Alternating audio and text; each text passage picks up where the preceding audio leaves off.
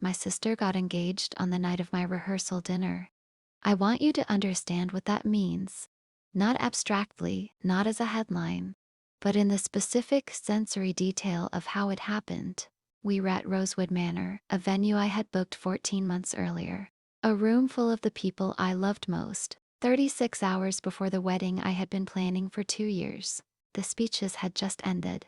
My fiancé James had said something that made me cry in the good way. My mother had said something that made everyone else cry. And then my sister Camille stood up. She was wearing a dress I had not seen before. Ivory, which is a choice at a rehearsal dinner, that I registered and filed away in the part of my brain that catalogs the things Camille does that require interpretation. She was holding a champagne flute. She was smiling the smile she smiled when she had something she wanted the room to know. "I have an announcement," she said. Her boyfriend Derek appeared beside her. He got down on one knee. The room, my rehearsal dinner, my 36 hours before my wedding, gasped. Camille said yes. My mother cried again. Different tears. I sat at the head table of my own rehearsal dinner and watched my sister get engaged, and I smiled. Because there were cameras, because there were people watching me, because I had been trained since childhood to manage my reactions to Camille's productions. And underneath the smile, I felt something clarify. Not anger, not grief, something colder and more precise. I felt a decision being made. My name is Rosalie Mercer. I am 32 years old, and I have spent 32 years being the other Mercer daughter, the one who came before Camille, which in our family meant the one who came before the story really started. Camille was, and I want to be honest about this, because I think honesty is the only way to tell this story accurately. Genuinely remarkable in the ways that rooms respond to. She was beautiful in the way that stops conversations.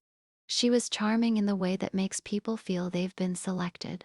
She had a quality of presence that our mother described as luminous, and that I had spent 32 years standing adjacent to. I had spent 32 years being adjacent, not invisible. I want to be clear about that. I had a good career, a genuine relationship with James. Friends who saw me and loved me. A life that was mine and real and not defined by the comparison. But inside my family, inside the specific ecosystem of the Mercer household and its gravitational field, Camille was the center and I was other. The wedding had been 2 years in the making. James had proposed at the end of a hiking trail in the Smokies, just the two of us, with a ring his grandmother had worn and a speech he'd written himself in the specific intimacy of a moment that belonged entirely to us. I had said yes before he'd finished the sentence. We had driven home with the windows down and the radio up, and the particular happiness of people who have decided something real. The planning had been mine, genuinely mine, done with the care and detail of someone who understood that this was the one day that would be documented and remembered and returned to for the rest of a life. The venue, the flowers, the dress, the music, the guest list. All of it assembled over 2 years with the patience and precision that I brought to everything I cared about. Camille had been my maid of honor. I had asked her because she was my sister and because I had believed in the way that hope persists beyond evidence, that she was capable of being present in someone else's story for a single day. I had been wrong. Let me tell you what I knew by the morning of my wedding. I knew that the rehearsal dinner engagement had not been spontaneous. Derek had told James, in the way that men sometimes tell things to the wrong person, with the confidence that it won't travel. That Camille had been planning the announcement for 3 weeks, that she had specifically chosen the rehearsal dinner as the moment. That Derek had had reservations but had been told by Camille that Rosalie won't mind. She'll be happy for us. I knew that the social media fallout from the rehearsal dinner, the posts, the reposts, the comments, the congratulations that flooded Camille's accounts, had reframed my rehearsal dinner as the backdrop for her engagement announcement in the permanent record of the internet. I knew that my mother, in the 48 hours between the rehearsal dinner and the wedding, had spent approximately equal energy on the wedding and the engagement, which in the mathematics of attention meant that my wedding had been halved. And I knew, because I had found it in a conversation thread on Camille's phone, visible for a moment when she'd handed it to me to look at a photo. That she had been in contact with the wedding photographer about scheduling an engagement session at the venue on my wedding day, during my reception. She had planned to use my wedding as the backdrop for her engagement photos. I sat with this knowledge on the morning of my wedding, in the bridal suite at Rosewood Manor, while a makeup artist worked on my face and my bridesmaids talked around me, and I thought about what I was going to do, not whether. What? The wedding ceremony was beautiful. I want to say that clearly because it was. James was at the end of the aisle with the expression of a man who has been waiting for the most important moment of his life and can see it coming and is trying to hold himself together. The flowers were exactly what I had planned. White garden roses and trailing greenery. The specific combination I had chosen because it looked the way I wanted to feel that day. The music was right. The light through the venue's tall windows was the October afternoon gold that I had hoped for and not entirely believed I would get. I walked toward James and felt, despite everything, the genuine weight of the moment. This was real. This mattered. What Camille had done was real too, and what I had decided was real. But this? James at the end of the aisle. The room full of people who loved us. The specific, irreversible step of a decision made permanent. This was the thing the day was actually about. I held both things at once. The ceremony was 35 minutes. It was everything I had planned and wanted. And then the reception began, and I put down the part of myself that was purely bride and picked up the part that had been thinking very carefully for 48 hours. Here is what I had arranged. The first call had been to the photographer, a woman named Diane Chen who had shot my engagement photos 2 years earlier and whom I trusted completely. I had called her Friday morning and explained what I had found on Camille's phone. Diane had listened without interrupting and then said, with the specific directness of a professional who has been in this industry long enough to have seen most things, "She does not have a contract with me." "You do." "I will not be shooting engagement photos at your reception." The second call had been to the venue coordinator, a woman named Ruth, who had managed Rosewood Manor for 11 years and who had, in those 11 years, develop the specific set of skills required to manage family dynamics at events where family dynamics required managing. I had told Ruth what I knew and what I needed. Ruth had said, "Leave it with me." The third element required no call. It required only the conversation I had with James on Friday evening, after the rehearsal dinner, when the guests had gone and we were finally alone. I told him everything. He listened, with the expression of a man absorbing information about the woman he is about to marry. That is simultaneously clarifying and infuriating. And when I finished, he said, "What do you need me to do?" I told him. He said, "Done." The fourth element was the most delicate and the most important, and it involved a conversation with my father. My father, William Mercer, was a quiet man who had spent 32 years navigating the specific terrain of a family in which one child was luminous and the other was other. He had loved both his daughters. He had also, I think, seen more clearly than anyone else in the family the particular cost of Camille's luminosity on the person standing adjacent to it. He had never said this directly. He had said it in small ways. The specific attention he paid to my achievements, the way he always found me in a room, the particular warmth of his voice when he said my name. I called him Friday morning, before the photographer, before Ruth. I told him what I needed. He was quiet for a long moment. Then he said, "I should have done something about this a long time ago." I said, "Sunday is soon enough." The reception was in full swing when Camille made her move.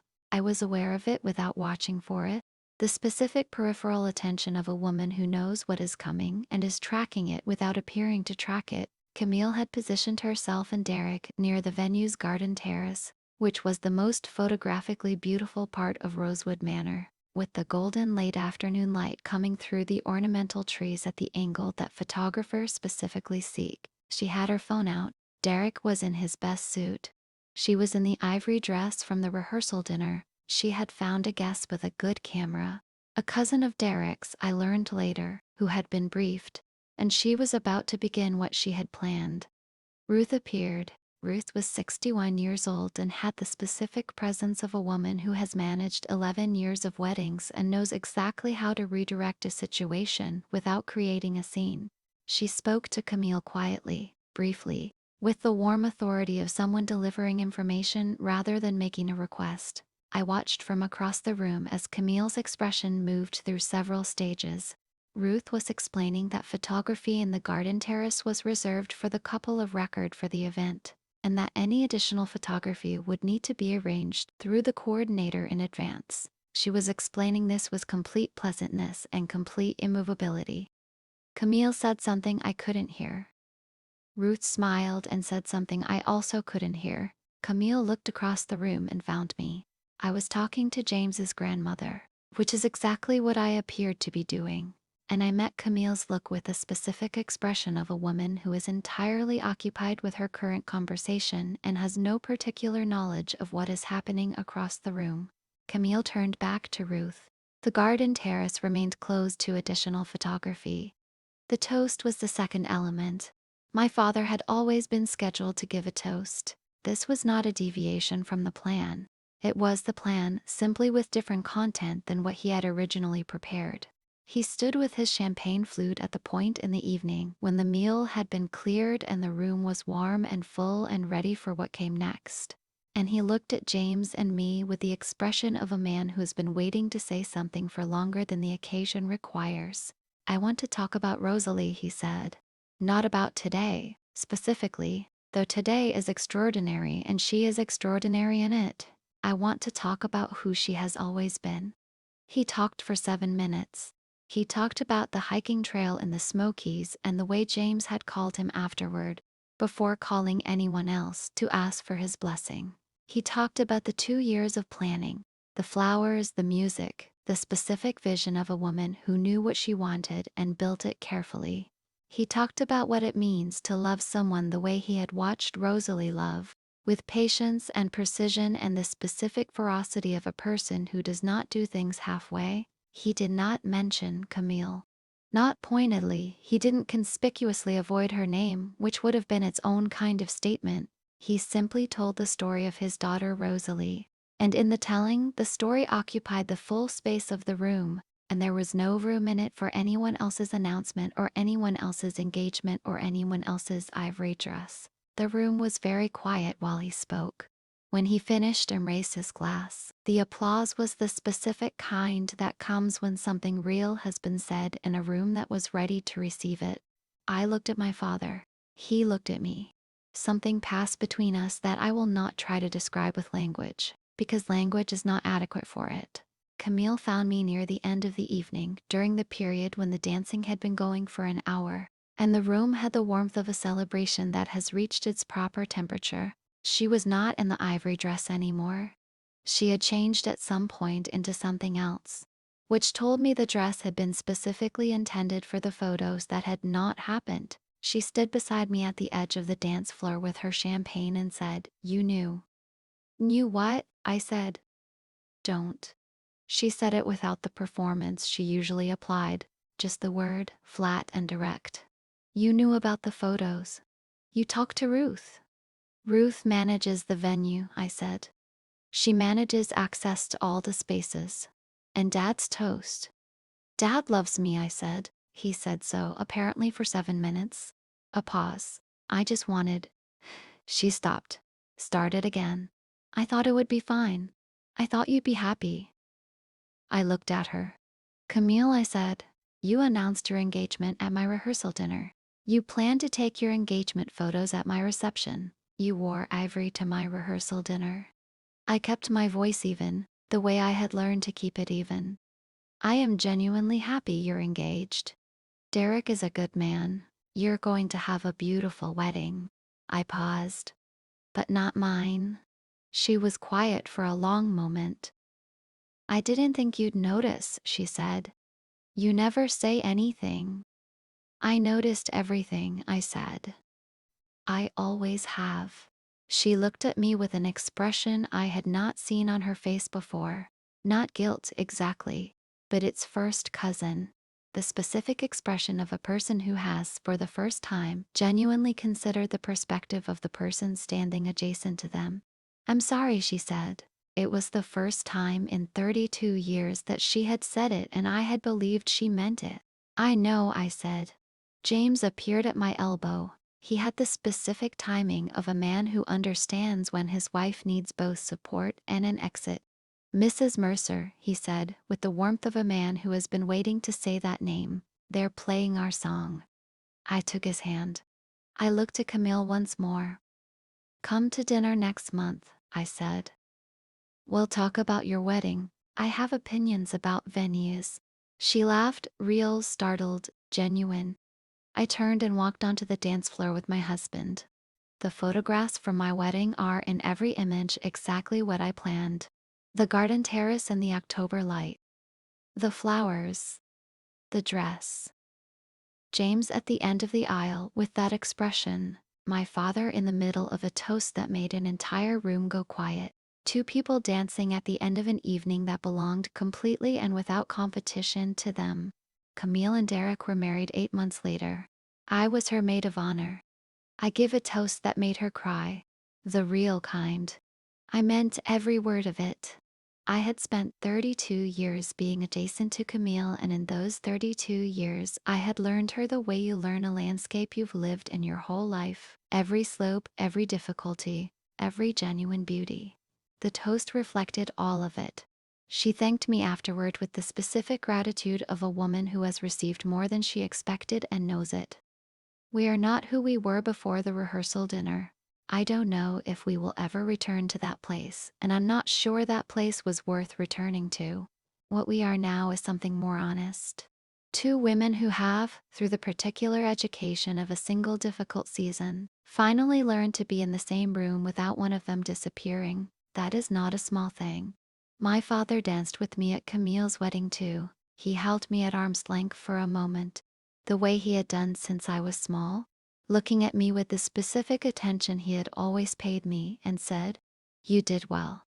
I had done well, not because of what I prevented, the garden terrace, the engagement photos, the ivory dress and the permanent record, but because of what I protected, the one day that had been built over 2 years to be entirely mine, the one day that, in every photograph and every memory and every telling, was exactly what I had planned. My sister took my rehearsal dinner. She did not take my wedding. I made sure of that, and then I showed up to hers. Because that is what you do when you are the one who has always understood that the most powerful thing you can be is someone who shows up even when they didn't.